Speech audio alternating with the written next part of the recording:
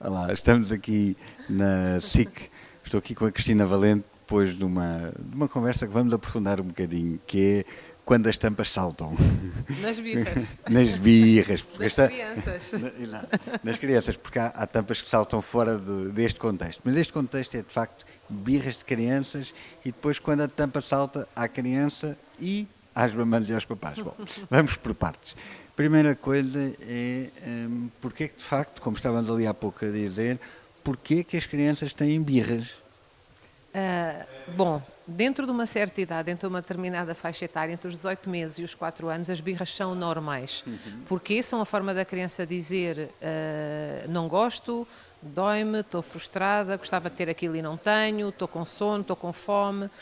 E, portanto, como ainda não tem as ferramentas que nós adultos temos, têm birras. As birras são nada mais, nada menos do que descargas emocionais, tal e qual uma depressão, por exemplo. Ou seja, não são um tema de disciplina nem de bom comportamento, percebes? São descargas emocionais puras e duras. E, portanto, vêm de repente, estão pouco tempo e vão-se embora de repente.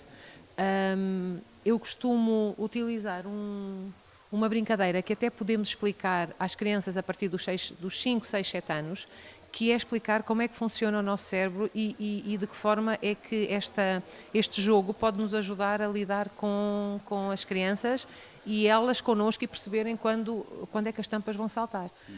Imaginemos que o meu pulso é o tronco cerebral, o meu antebraço é o tronco cerebral e a minha mão é o nosso cérebro. Nós aqui, na base do nosso cérebro, temos uma pecinha que se chama cérebro reptiliano. E chama-se cérebro reptiliano porque os répteis também têm esta pecinha. E é o nosso cérebro mais primitivo. Aquilo que, quando um homem das cavernas sentiu um perigo, uma fera pela frente, tinha duas hipóteses, ou fugir ou atacar. E então é isso que nós fazemos quando alguém nos tira do sério e quando alguém quer fazer-nos saltar a tampa. Nós reagimos emocionalmente. Bom, mas, continuando com o nosso cérebro, isto é a parte mais primitiva, mas aqui nós temos o córtex, isto é o córtex cerebral responsável pelo nosso pensamento, pelo nosso raciocínio, e aqui, correspondendo às pontas dos meus dedos, às minhas unhas, é o córtex pré-frontal, esta zona do cérebro. E esta zona do cérebro é muito importante para nós, humanos, porque é responsável por uma série de coisas que nós fazemos e que os animais não fazem, nomeadamente... Nomeadamente o saltar da tampa, que acho que vem aí. Tem a ver tudo com isto. Que é nós conseguirmos relacionar-nos socialmente com o outro, nós termos autoconsciência, ou seja, sabemos que figura é que estamos a fazer em determinado momento, termos flexibilidade nas respostas, conseguimos controlar as nossas emoções, portanto, tem a ver com estas funções que estão aqui alojadas. Ora bem, quando alguém nos exaspera e nos tira do sério, ou porque passamos um dia inteiro com alguém que nos irritou, ou porque está a chover e está a trânsito, estamos cansados, chegamos a casa e vemos uma criança a portar-se mal ou a ter uma birra. E então o que é que acontece em termos de química cerebral? Tudo isto vai para trás. Ou seja, se nós estivermos a ver uma ressonância magnética, é isto que acontece. E acho que é daí que vem o termo saltar-nos a tampa. Ou seja, isto vai tudo para trás, portanto o raciocínio, o pensamento racional está lá para trás e não está a funcionar, e o que fica aqui exposto é o tal cérebro primitivo, ou seja, nós atacamos ou fugimos. Quando estamos em frente a uma criança, nomeadamente a um filho nosso, nós não fugimos, não é? Geralmente atacamos ou ralhamos, ou batemos, ou damos uma palmada, etc, etc. E isto não funciona. E porquê que não funciona nem com crianças, nem com adultos? Porque para além do nosso cérebro ser assim tão complexo como eu expliquei, nós também temos um grupo de neurónios que se chamam neurónios espelho. Chamam-se neurónios espelho porque levam-nos a fazer exatamente aquilo que a pessoa que está à nossa frente está a fazer. Por exemplo, uma pessoa que esteja a bocejar, nós sentimos uma vontade enorme de fazer o mesmo. São os neurónios espelho que estão a funcionar. Mas os cientistas também descobriram que, para além de nós termos a tendência para imitar o que alguém está a fazer à nossa frente, também temos tendência para sentir o mesmo que a outra pessoa está a sentir. E só isso explica que se tu começares agora a rir-te à gargalhada, eu não sei qual é a razão, mas eu vou-me começar a rir. Ou se tu começas a chorar, eu também começo a chorar. Tem a ver com os neurónios espelho. E os neurónios espelho vêm aqui dificultar esta cena da relação entre os pais e os miúdos. Porquê? Porque nós estamos com a tampa saltou-nos, não é? A outra tampa também saltou, que é a criança, e portanto, porque tem neurónios espelho e está a sentir o mesmo que nós estamos a sentir. E a questão e a mensagem principal é: quando nós temos a tampa fora do sítio, não conseguimos aprender nada de novo, nem conseguimos encontrar solução para o problema. Então, o que é que há a fazer nessa altura? O que é que tu recomendas que se faça? Bom, há duas respostas possíveis. Uma delas é a prevenção e o que não fazer para não saltar a tampa tantas vezes ou as crianças não terem tantas birras.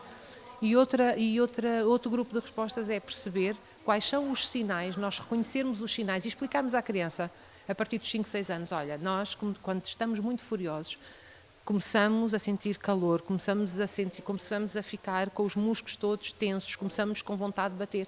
E é nessa altura que nós temos que ir para o nosso quarto, que é o chamado time out. Exatamente, time out. É o time out, que é um termo muito conhecido hoje em dia, é o correspondente ao chill out. No fundo é irmos para algum lugar até nos sentirmos melhor, ou seja, até a tampa ficar no seu lugar e nós conseguirmos ter uma relação com a criança e explicar, olha, não podes fazer isto, não podes bater no mano, não podes atirar-te para o chão. Pronto, tem a ver basicamente com isto. Portanto, duas coisas. Primeiro, percebermos os sinais e explicarmos às crianças, quando começam a vir os sinais, nós temos um sítio para ir e temos um sítio específico para ir, que é o chill out, ou então prevenirmos a ocorrência das birras nas crianças, que é sobretudo, ponto número 1, ter rotinas consistentes, portanto a vida da criança tem que ser muito rotinada, pelo menos nos primeiros anos.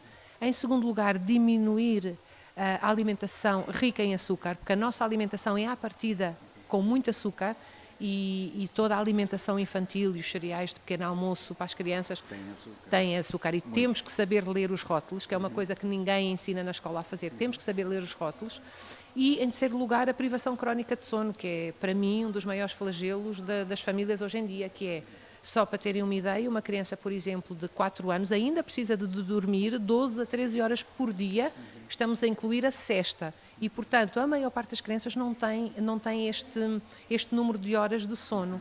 E só para ter uma ideia de quão grave isto é, há estudos feitos em que provam que uma criança, por exemplo, com menos uma hora de sono, durante alguns dias, vai fazer testes curriculares académicos e digamos que retrocedeu cognitivamente 1 ou 2 anos letivos. Portanto, isto é muito assustador e é importante que os pais saibam para perceber quão importante é fazer as horas de sono. E tu falaste, portanto, uma questão é menos açúcar.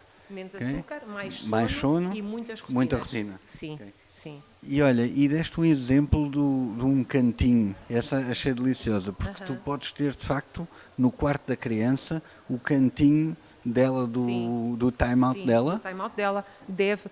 Agora, não confundir com aquilo que se faz às vezes, que é ela ir para o quarto, encher-se de culpa, pensar e ficar de castigo. Exatamente. Porque o castigo está provado que atrasa o desenvolvimento cerebral de uma criança.